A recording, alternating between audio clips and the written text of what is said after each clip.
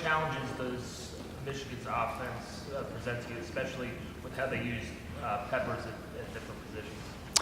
Well, I think that they, do a great job of being balanced, which is what most offenses want. They're big up front and run the ball extremely well. Obviously, adding Peppers into the mix, creates a new dimension that a lot of teams, don't have. We've seen several athletic quarterbacks that we faced throughout the course of the season that are their permanent quarterback. And then when you have a guy like this that you place in there, you obviously have certain things you do when he's in the game. And so, obviously, anytime you have a dynamic guy like that that's really a nationally recognized player, as a very talented guy, so you just got to know where he is at all times and where they're putting him, formationally, and whether he's going to touch the ball. And obviously, they're putting him in for a reason. They wanted to get him involved. So, but big receivers, probably the best tight end, we've played all year, and really, really talented guy that is a pretty special player. So, they're a good football team, and we're going to have to just go up there and play our best. Make a team one-dimensional, as you did in a lot of cases in Penn State, and the key is that dimension that they have, contain that. In terms of the passing game, what do you need to do maybe a little bit better to contain Michigan's passing game? They because they run the ball as well as they do, and obviously it all kind of starts from there. They like to isolate you, on the outside with that, and so what you have to do is you got to win those battles, and you got to pick your scheme to be able to give those guys help at certain times, and sometimes they're going to have to just make plays, and so obviously that's the challenge of a defense is whenever you do want to make them one-dimensional, and you want to be able to force them into one side or the other. Usually, fundamentally you want to take away the run and force them to throw, and that wouldn't be any different. Most games that's the case, and so obviously when you do that, you put pressure on other guys. Whatever scheme you're using, whether it's a corner or one of the safeties or whatever position, forces that guy to be able to have to rise up and, as we say, win those competitive plays. The offense is trying to get those accomplished, and we're trying to as well. And so, but obviously, Coach Harbaugh does a tremendous job and has wherever he's been with the play action game and forcing you to try to stop that run. And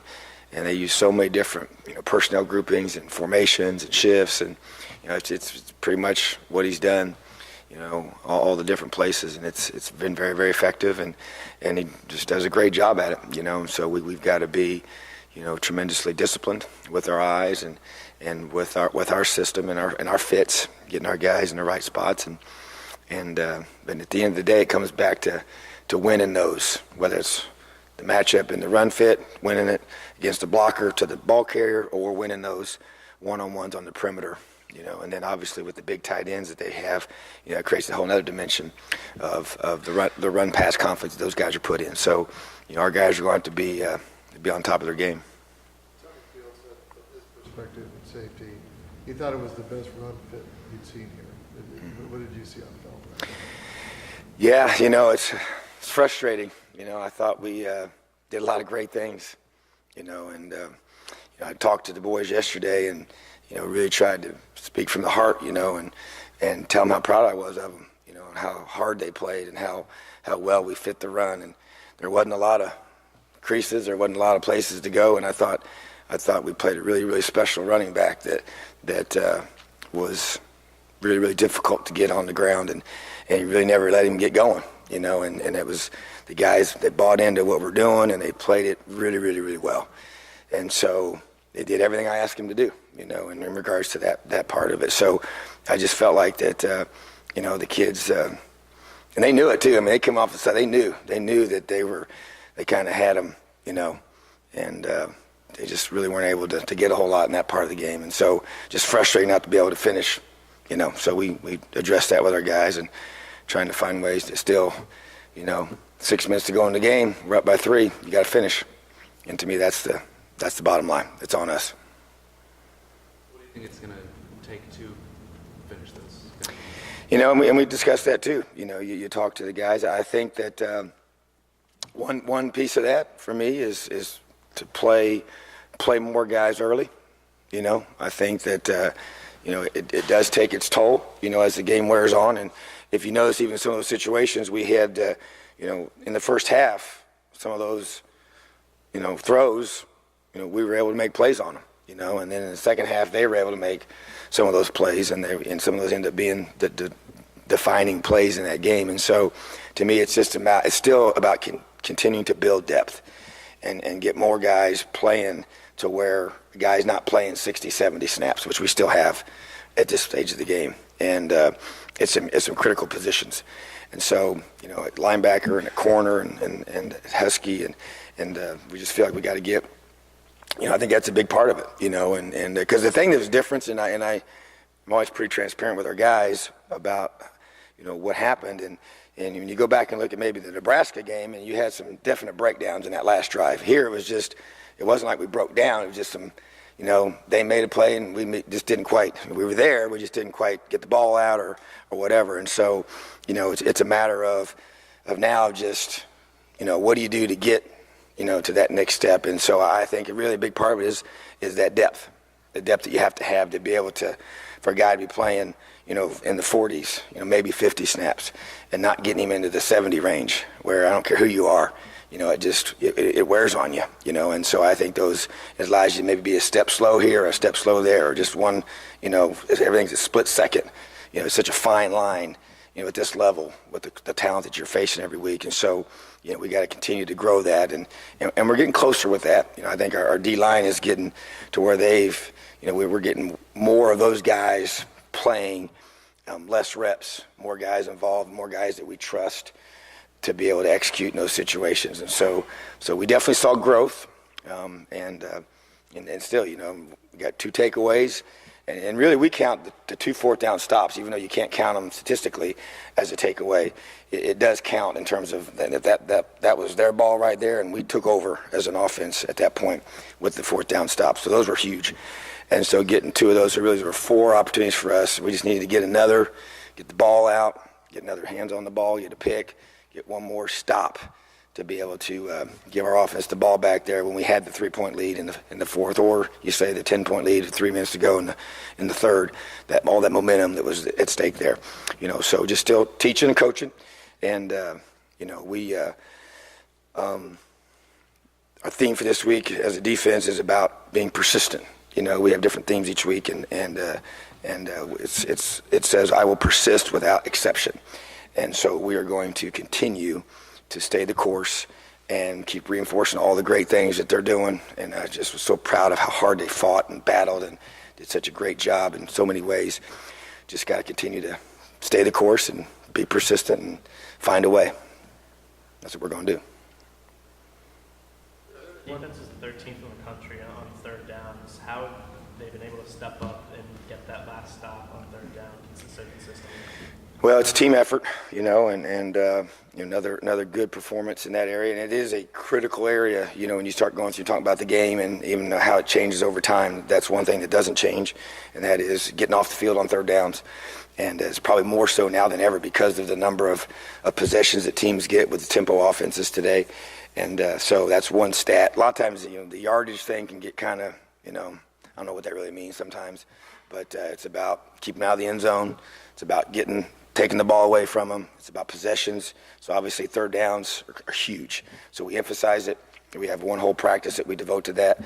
And we really try and do a great job as a staff, zeroing in on it. We got guys divide up into different areas to study the opponent for those situations. And we want to make sure we have a great plan on 3rd downs. And when we come off the field, our coaches, we're talking about, hey, the next 3rd down and whatever, this is what we want. Hey, what did you like about this? And where do you think we have this protection to attack? And so it's a huge, huge part of our discussion. And we really know, at least I know going into the drive, hey, the first 3rd down and whatever plus, 7 plus or whatever, we're going to be doing this. So it's all it's a priority. I guess that's the best way to say it. And so we just know how important those situations are. And our guys have bought into that, make a big deal about it, about getting off the field. We call it series mentality. Win 1st down, play the fanatical effort throughout the series, and then get off the field.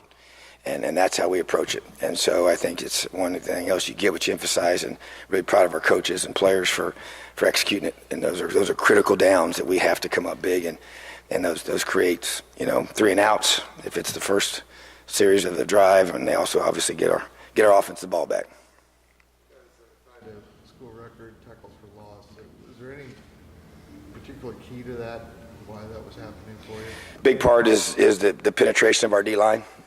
Once again, to be able to stop a back of his caliber, you cannot allow him to get downhill and get going. And he gets into our secondary, he gets into the past line of scrimmage, and he's extremely difficult to tackle. And so if you notice, he was really, forced to move laterally way sooner than he wanted to.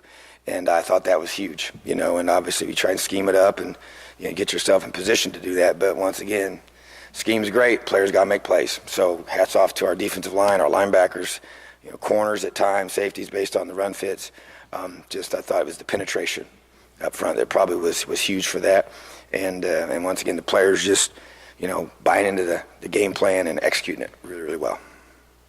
I say that'll be a key again this week against that. Yeah, it is. They got a stable of them. I thought Penn State really had that one key guy that was their guy, and then the other guys were good, but he was different, whereas, they got several that they just kind of roll in there. They keep them fresh, play a lot of guys, and they got different skill sets for sure, but pretty impressive group of running backs. So, but yeah, I think that you still got to, the game's won up front. It has always been the case. I don't think that changes. Obviously they're more of a traditional style, if that's, what we call that today. We see more spread than we see traditional, but you'll see more I formation, than you're used to seeing in most teams today. But the core philosophy of getting ourselves in position to get him in second long, we got Penn State in a lot of second longs, and that was huge. So first it went, winning first down was a big deal, and we emphasize that every week. But it really came true, and it's going to be just as big this week. And you want to get offenses in those, as we call, get them off schedule, get them in third and long. With Michigan, running I formation, running a lot of traditional stuff, they're going to want to pound you. So does that make additional reps and rotations even that much more important? It does. I mean, because you from a 60-minute perspective of the game, obviously their philosophy is they're going to wear you down. They got all these big they got 280-pound tight ends. And more than one. They got a lot of big men on this team. And so, they just want to just kind of consistently just pound at you. And so, yeah, you're going to have to play a lot of guys, because it's sometimes the spread, they try and wear you out with running you ragged horizontally and vertically. Here, they want to wear you down with, just the weight of their hits over and over and over again. So it still doesn't change. You still have to have, the depth issue becomes a priority for us. So we want to play a lot of guys and get them ready to go so they can help us and be able to match that strength for strength. And obviously with the way that today's game goes, this is a different style than you see most weeks. So we have to make those adjustments and get our guys ready to roll. We're talking about 40 to 50 plays. Does that include guys like Scales? You'd like for it to be. You really would. And I know, for me, everywhere I've been, I've always tried to play a lot of guys. I just think I've been matched up with a lot of tempo offenses, as far as on the teams I've coached on. And so we had to try and adapt a platoon mentality, on defense to where we were rolling lots of guys in. And I even had, a guy would come in and watch, a pro scout would come in and watch one of our linebackers one year, and he asked, why does he not play as much? I said, because this is how we play. This is our approach. I want to be this way. I want these guys to be able to be fresh so, our offense can go at the tempo that they want to go at. And so, to me, that's the ideal. And obviously some guys are going to play more than others, but you still would like for a guy not to be out there 70, 80 snaps. I just think it just, at the end of a long game, it makes a big difference.